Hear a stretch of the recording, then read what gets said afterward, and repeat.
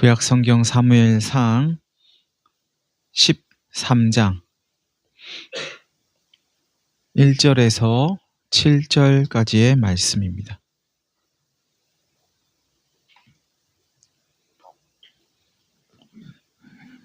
제가 봉독하겠습니다. 사울이 왕이 될 때에 40세라 그가 이스라엘을 다스린 지 2년에 이스라엘 사람 3,000명을 택하여 그 중에서 2,000명은 자기와 함께 믹마스와 베델 산에 있게 하고 1,000명은 요나단과 함께 베냐민 기브아에 있게 하고 남은 백성은 각기 장막으로 보내니라. 요나단이 게바에 있는 블레셋 사람의 수비대를 치매 블레셋 사람이 이를 들은지라. 사울이 온 땅에 나팔을 불어 이르되 히브리 사람들은 들으라 하니 온 이스라엘이 사울이 블레셋 사람들의 수비대를 친 것과 이스라엘이 블레셋 사람들의 미움을 받게 되었다 함을 듣고 그 백성이 길갈로 모여 사울을 따르니라. 블레셋 사람들이 이스라엘과 싸우려고 모였는데 병거가 3만이요 마병이 6천이요 백성은 해변의 모래같이 많더라. 그들이 올라와 벳아웬 동쪽 믹마스에 진침해 이스라엘 사람들이 위급함을 보고 절박하여 굴과 수풀과 바위 틈과 은밀한 곳과 웅덩이에 숨으며 어떤 히브리 사람들은 요단을 건너 갓과 길르앗 땅으로 가되 사울은 아직 길갈에 있고 그를 따른 모든 백성은 떨더라. 아멘.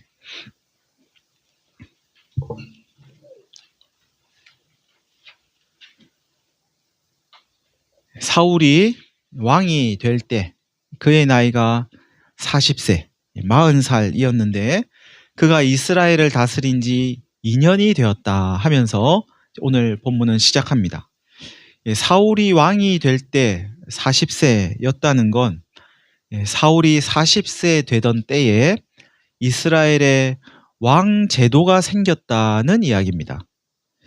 하늘에서 내리는 만나를 먹고 반석에서 나오는 물을 마시고 낮에는 구름기둥, 밤에는 불기둥의 인도를 따라서 온갖 이적을 경험하면서 광야 생활을 했던 사람들이 이스라엘입니다. 이런 이스라엘을 향해서 모세는 이스라엘이여 너희는 행복한 사람이로다. 여호와의 구원을 너같이 얻은 백성이 누구냐? 라고 말하기도 했습니다. 이렇듯 이스라엘이 광야 생활을 하는 동안 기적을 경험하고 행복한 사람이라는 말을 들었던 건 그들의 왕이 하나님이었기 때문입니다. 하나님을 왕으로 모시고 살아갈 때에 이스라엘은 부족함이 없었고 하나님의 백성으로서 충분히 만족하면서 살았습니다. 모자람 없이. 이것 달라 하면 왕이신 하나님이 이것 주고 저것 달라 하면 저것 주고 그렇게 살았습니다. 그랬던 이스라엘의 백성들의 요청으로 하나님이 허락하셔서 사람을 왕으로 세우는 왕 제도가 생긴 겁니다. 사울이 기름 부음을 받고 왕이 되었을 때 소를 몰면서 여전한 일상을 살았던 것을 기억해 본다면 2년이 지난 오늘은 제법 왕권이 정리된 모습을 볼 수 있습니다. 사울이 이스라엘 사람들 3,000명을 택했는데 그 중에서 2,000명은 사울과 함께 있게 하고 1,000명은 사울의 아들인 요나단과 함께 베냐민 기브아에 있게 하고 3,000명보다 더 많이 모인 것 같아요. 남은 백성들은 장막으로 자기 집으로 돌려보냈답니다. 즉 사울이 전쟁에 나갈 백성을 모으려고 하니까 모이세요, 모여라 이러니까 수천 명이 모인 거죠. 사울이 모이라고 하면 모이고 오라 하면 오고 가라 하면 가고 하는 이 모습은 하나님께서 선지자 사무엘을 통해서 이스라엘 백성들에게 가르치신 왕 제도가 무엇인가를 생각나게 합니다. 왕이 세워지면 그가 너희의 아들들을 데려다가 그의 병거와 말을 어거하게 할 것이고 그들이 병거 앞에서 달리게 될 거야. 그 사람들은 말 타고 달리는 게 아니고 병거 앞에서 열심히 뛰어가야 되는 거예요. 사울이 택한 이 3,000명 가운데 딸들도 있었는지 여자들도 있었는지는 모르겠지만 하나님께서 말씀하신 것처럼 아마도 딸들은 또 데려다가 향료를 만들게 하고 떡을 굽게 하고 요리도 하게 하고 청소도 하게 하고 그랬을 겁니다. 사울이 그렇게 백성들의 아들과 딸을 오라 가라 하면서 자기의 종으로 삼고 일을 시켜도 이스라엘 백성들이 불평했다, 원망했다 그런 소리가 없습니다. 그런 기록이 성경에 없어요. 한편 사울의 아들 요나단이 1,000명의 군사와 함께 게바에 있는, 게바는 기브아라고도 합니다. 기브아에 있는 블레셋 사람들의 수비대를 쳤답니다. 그러니까 여기가 이제 블레셋과 이스라엘의 이렇게 국경이 있는 곳인데 거기에 이렇게 뭐 초소가 있었던 것 같아요. 블레셋의 초소. 거기를 이제 공격한 겁니다. 이 요나단은 몇 살쯤 됐을까요? 사울이 42살이에요.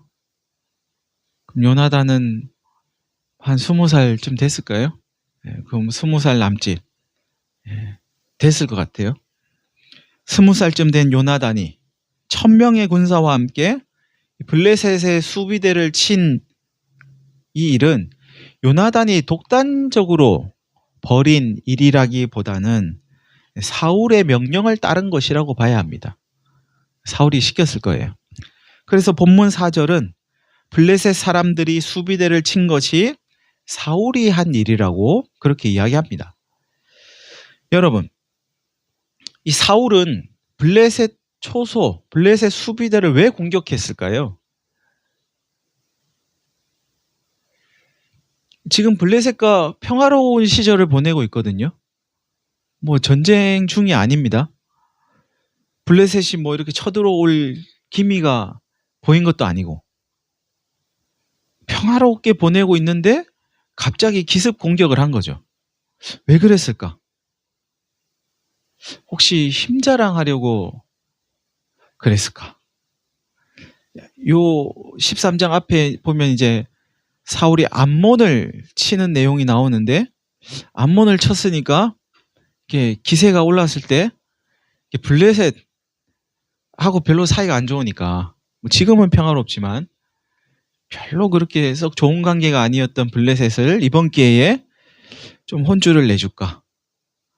내가 암몬도 쳤으니 내가 얼마나 힘이 있는 왕인지 이참에 좀 보여줘야 되겠다. 뭐 이래서 쳤을까요? 내가 그래도 왕 자격이 있는 사람이야. 내가 허우대만 멀쩡하게 키만 큰 게 아니고 내가 싸움도 잘해. 내가 전쟁도 능해.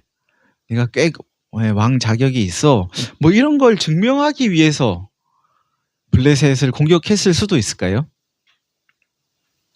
오늘 본문은 왜 사울이 평화롭게 지내는 이 시절에 블레셋을 공격했는지 그 이유를 알려주지 않습니다. 그런데 이 사울의 모습 속에서 우리의 모습을 엿볼 수 있습니다. 사람들은 어떤 자리가 이렇게 주어지면 자신이 그 자리에 걸맞은 사람이라는 걸 증명하려고 애를 씁니다. 증명하려고 하다가 공언하기도 하고 호언장담 뭐 이런 걸 하기도 하고 하지 말아야 할 일을 하기도 하고 무리수를 두기도 하죠. 증명하려고 할 필요 없고 그냥 하면 됩니다. 내가 그 자리에 앉게 되고 나에게 뭔가 권한이 주어지면 굳이 막 공언하고 나 이렇게 할 겁니다 뭐 이럴 필요 없이 그냥 하면 돼요. 근데 사람들이 안 그런다는 거죠. 이스라엘이 블레셋을 쳤다는 소리를 들었을 때 이스라엘 백성들의 마음은 어땠을까요? 기분이 꽤 좋았겠죠. 역시 왕 세우길 잘했어. 우리가 잘 선택한 거야. 왕을 세우니까 이렇게 일사불란하게 그냥 사람들을 모아가지고 우리 평생 한번 이겨본 적도 없는 저 블레셋을 치고 이런 일도 하잖아 우리가. 역시 우리에게는 왕이 필요했던 거야. 뭐 이런 마음을 백성들이 가졌을 수도 있을까요? 사실 이스라엘이 이렇게 왕 달라고, 왕 세워달라고 하나님께 요구할 때 그 이유가 바로 이거였거든요. 자신들보다 앞서 나가서 싸울 왕 세워주세요. 그러면서 왕 세워달라고 했는데 오늘 사울이 그 모습을 제대로 보여주는 거죠. 이에 사울은 이스라엘 온 땅에 나팔을 불고 히브리 사람들은 들으라 하면서 이야기합니다. 온 이스라엘은 사울이 블레셋 사람들의 수비대를 쳤다는 소식을 듣게 되고 이스라엘이 블레셋 사람들의 미움을 받게 되었다는 소식도 듣게 됩니다. 그리고 길갈로 하나둘씩 모여서 사울을 따랐다고 오늘 본문은 말씀합니다. 이제 진짜 블레셋과 한바탕 전쟁을 해야 되는 그런 상황에 놓인 거죠. 어느덧 이스라엘에는 왕 제도가 자리를 잡았고 백성들은 사울 왕에게 전혀 불만이 없어 보입니다. 처음에는 그 백성들이 왕을 요구했지만 이제 왕이 세워진 후에는 저들이 왕의 요구를 따라야 할 처지가 됐습니다. 오라 하면 오고 가라 하면 가고 집안일을 하는 것보다 왕 수발 드는 게 먼저고 왕을 위해서 요리도 하고 청소도 하고 자기 일이 없어지는 거죠. 이게 왕의 제도입니다. 블레셋이 즉시 반발합니다. 블레셋이 이스라엘과 싸우려고 모였는데 병거가 3만이고 마병이 말탄 군사가 6천이고 백성은 여기서 백성은 군사입니다. 군사는 해변의 모래같이 많았답니다. 뭐 수십만 명 됐겠죠. 그들이 올라와서 벳 아웬 동쪽 믹마스라고 하는 곳에 진을 치자 이스라엘 사람들은 상황이 위급하다는 것을 직감합니다. 왕의 명령을 따라서 일사불란하게 움직이던 이스라엘 백성들, 그들이 그토록 원하던 왕이 세워지고 기브아에 있던 블레셋 수비대를 치고 그랬으니까 이제 자신만만하고 의기양양했을 법도 한데요. 블레셋의 이 어마어마한 군대를 발견한 이스라엘 백성들은 깃발을 나부끼며 더 많은 사람들을 모아서 싸울 준비를 한 게 아니라 도망갔답니다. 굴로도 도망가고 숲풀로도 도망가고 바위 틈, 은밀한 곳으로, 웅덩이로, 어떤 히브리 사람들은 요단강 건너편 저 동쪽이에요. 갓 지파가 살고 있는 곳 길르앗 땅으로 도망을 쳤답니다. 사울을 따르던 모든 백성이 벌벌 떨었답니다. 한두 명 뭐 도망가는 게 아니고 거기 모여있는 군사 3,000명 더 많이 모였을 수 있어요. 그 몇천 명이 몇만 명이 뛰면서 저마다 살겠다고 이리 뛰고 저리 뛰면서 도망가는 모습을 한번 그림을 그려보시기 바랍니다. 사무엘상 13장 뒤쪽에 22절을 보면 사울과 요나단 외에 다른 백성의 손에는 칼이나 창이 없었다 이렇게 말씀하거든요. 그러니까 다른 백성들, 이스라엘의 다른 군사들은 맨손인 거예요. 모르겠어요. 뭐 나무 막대기 같은 거 하나 들고 있었을지 아니면 뭐 돌이라도 하나 들고 있었을지 모르겠는데 칼, 창은 없는 겁니다. 반면에 당시 블레셋 군대는 철제 무기를 가지고 있는 철기군이었습니다. 칼, 창 이런 거 하나씩 다 들고 있는 거예요. 철로 된 거. 칼과 방패를 가진 창을 들고 있는 이 블레셋 군사들 앞에서 맨손으로 돌멩이 하나 들고 도망치는 이스라엘 백성들의 모습을 한번 상상해 보시길 바랍니다. 블레셋 수비대는 어찌어찌해서 쳤지만 감당 못할 일을 저질렀구나. 우리가 안 할 일을 했구나 싶었을 겁니다. 왕의 제도가 어떤 건지도 모르면서 왕을 세워달라 하고 감당 못할 일을 벌이고는 이리 숨고 저리 숨고 이리저리 도망치고 있는 이스라엘의 모습, 이것이 우리의 실상이 아닌가 싶기도 합니다. 여러분, 인생은 오늘 자신이 구하는 그것이 내일 자신에게 어떻게 될지, 그게 정말 유익이 될지 혹 해가 되지는 않을지 알지도 못하면서 그걸 구할 때가 있습니다. 그것만 있으면 모든 일이 잘 될 것처럼, 그것만 있으면 모든 게 해결될 것처럼 그걸 구하는데 정작 그게 주어졌을 때는 감당을 못하는 거죠.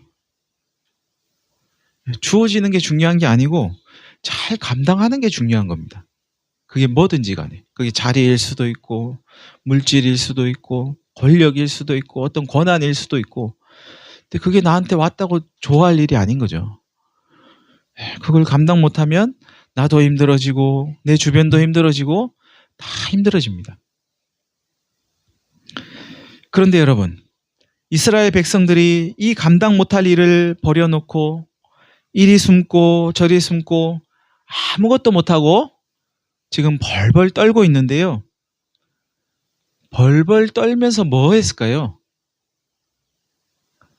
뭘 했을까요? 벌벌 떨면서? 여러분 한번 해보세요. 벌벌 떨면서 뭘 했을 것 같으세요? 이리 뛰고 저리 뛰고 숨고 도망 다니면서? 예? 기도했겠죠, 기도. 도망 다니면서. 기도했을 거예요. 누구한테 기도했을까요? 하나님한테. 뭐라고 기도했을까요? 살려주세요. 살려주세요. 하나님 살려주세요. 여러분, 평안한 때, 힘 있을 때 모여라, 와라, 가라 하는 그 사람이 왕이 아니고 위급할 때, 죽게 되었을 때 살려주세요 하면서 찾는 그가 왕입니다. 사울은 저들을 위급에서 살려줄 능력이 없습니다. 백성들도 다 아는 것 같아요. 능력 있으면 사울 찾았겠죠, 사울. 왕이시여, 우리를 살려주세요. 우리를 이 위급한 상황에서 구원해 주세요. 빨리 저 앞에 나가서 뭐라도 해보세요. 뭐 이러지 않았을까요? 그런데 사울을 찾는 게 아니고 도망 다니고 벌벌 떨면서 틀림없이 하나님 찾았을 겁니다. 이스라엘은 위급에 처하니까 자신들을 살려줄 분은 하나님밖에 없다는 것을 그냥 알았을 겁니다. 생각할 필요도 없는 거죠. 누구를 찾아야 되지? 우리가 지금 누구를 불러야 되지? 누구한테 도움을 요청해야 되지? 뭐 이런 거 생각할 필요가 없어요. 그냥 하나님 살려주세요. 하나님이 이들의 왕입니다. 하나님은 이스라엘이 왕을 세워달라고 할 때 저들이 위급하면 하나님 찾을 거라는 걸 알고 계셨는지도 모르겠습니다. 지금 살만하니까 왕 세워달라고, 사람 왕 세워달라고 저러지. 급해봐. 쏙 들어갈 거야.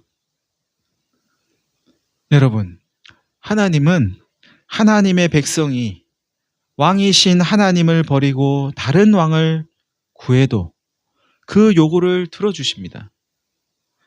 그런데 위급할 때 다시 하나님을 찾으면 거기에 응답하십니다. 야, 너희 왕 찾았잖아. 나 왕 아니라며. 그 왕한테 가서 살려달라 그래. 뭐 이러지 않으시고 대뜸 대답하신다는 거죠.